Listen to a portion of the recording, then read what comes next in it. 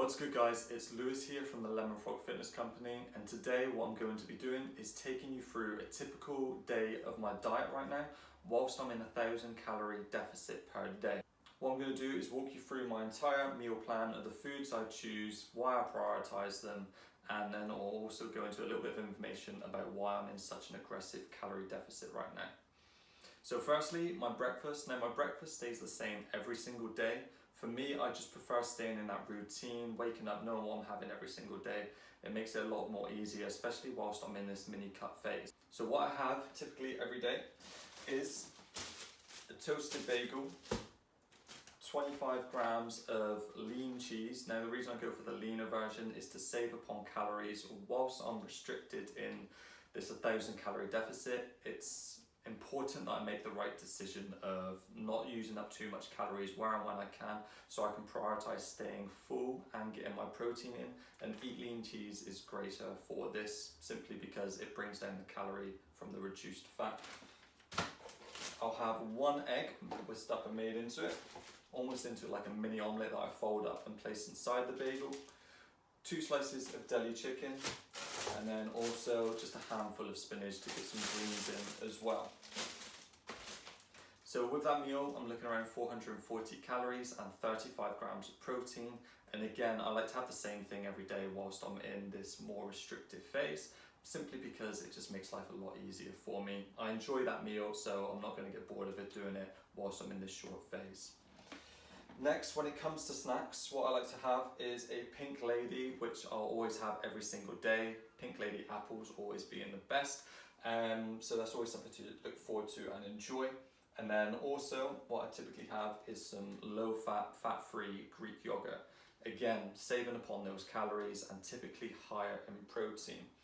What I will do is add half a scoop of this protein in with it as well, just again trying to get my protein up, but whilst keeping the calories down. Now, quite a while ago, I went off of drinking that sort of whey protein. I just couldn't get it down anymore. It wasn't too good until I found this option, which has been a lifesaver for drinking protein. The reason it's a good idea to drink protein when you're in a calorie deficit is because, again, it helps massively save on calories, but helps to get your protein intake for the day. So yeah, this has been a lifesaver. It's like a juice flavored protein as opposed to like a milk based flavored protein. So yeah, this has definitely been a lifesaver. And what else I'll have is coffee every day. One reason, it does help suppress appetite, and 2, I just am pretty addicted to the stuff. And yeah, Devon Company coffee, always a good shout with the AeroPress. Now the almond milk is something I'll show you why I use that in a minute, but again it's just to bring down calories, but I definitely don't have this with the coffee because it tastes like ass with coffee, not the good kind.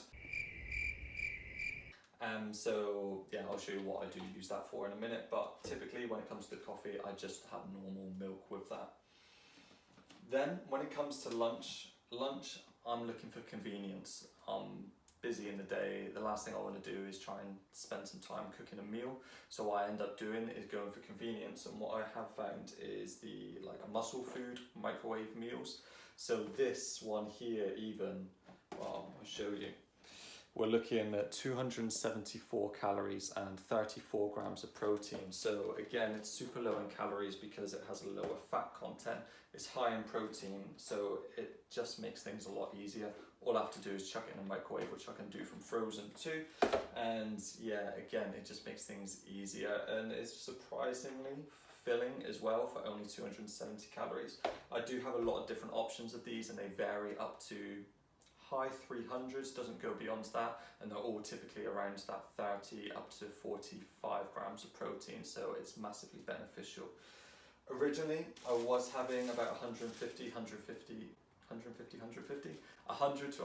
grams of baby potato as well with that meal, but what I've actually found as I've gone weeks on into this is that I much prefer saving more calories and more carbs for my evening meal when I'm typically more hungry, whereas this by itself now can get me through to later on in the day, so I have favoured that. But yeah, actually going on to the evening meals. So the evening meals is where I do include more variety into my day. Those things that you saw up until this point typically are the same every single day. Again, I like that routine. It's easy to be in that structure for me. And whilst I'm in this aggressive calorie deficit phase, so this mini cut, I just prefer to keep it more strict and structured. But when it comes to the evening meal, I do prefer to have a little bit more of a play around with it. So yeah, when it comes to that evening meal, what I'll run through first is what I choose for a protein source, then I'll run through the carbs and veg as well. So protein, I typically rotate between either tin tuna, salmon fillet and turkey mince, just my preferred versions of protein really. Minus the salmon, those two are lean in protein, so again the fat content's lower, which again gives me more options and more volume of food to try and bulk out my diet. And then the salmon, just to make sure I get those healthy fats in each week as well. I do take some supplements, but I'll go through that in another video rather than this one. So yeah, I'll typically switch up things between those three types of protein sources. And then for my carbs, I will rotate between these potatoes, which again have been a massive lifesaver during this because they're super low in calorie. They're high in fiber, which again helps with fulfilling you whilst you're on a restrictive diet and lower calories. So yeah, they have been awesome. To give it a bit of variety, I'll switch out with some basmati rice and then also some egg noodles, which are always a good shake. And then when it comes to bulking out the meals with as much veg as possible, again, what I'm trying to do is get as much volume of food as I can for the least amount of calories, because when you're in a greater, especially a big calorie deficit, what you're looking to try and do is fill up as much volume of food as possible whilst having the smallest amount of calories. And veg is an awesome option for that because you can get such a big amount of veg for little calories. So what I typically tend to have is I'll have broccoli, some bean sprouts, peppers, and then I also tend to have, sometimes I'll have some kidney beans to ensure I get enough fibre in, and also some chopped tomatoes. I often use this as like a sauce base really. And then also, again, it's just bulking out the meal with lower calorie foods. So yeah, I think that pretty much is it. Now, when it comes to the end of the day, if I've managed to hit my protein quota and I'm still under my calories, so I've still got a few more calories to play around with, then that's where these come into the mix. Now, yeah, I am a cereal fiend. I love cereal. Yeah, I just love it. So I try and eat it when I can, but I don't want to take up too many calories again in my diet, especially if I'm under on my protein. So I will prioritize these foods first, and then the days that I can, where I've got calories free and that hit my protein quota, I will include this. And this is where that almond milk comes in, because again, it just helps to save on calories. So yeah, that is pretty much typically what I'm eating in a day right now. Again, the reason why I choose these foods is because they typically tend to be lower in calories, they tend to be higher in volume, and then they also tend to be higher in protein. The reason why I prioritize protein and fiber in my diet when I'm in this mini cut phase is because protein and fiber satiate you and fill you up more than any other foods typically do.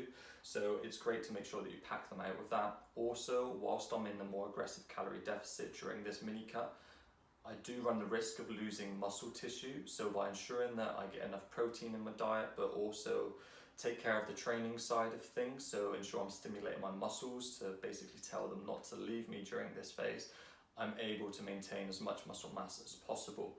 But yeah, that's pretty much it for what I eat day to day right now. Again, the majority of the food stays the same pretty much each day. It's only the evening meal that changes. But yeah, that's pretty much it. So hopefully you found this useful, and what I'm going to be doing in my next video is talking about why I prefer to do an aggressive calorie deficit over a smaller calorie deficit that's prolonged over a period of time. So again, hopefully you found this helpful, and yeah, I'll see you again soon.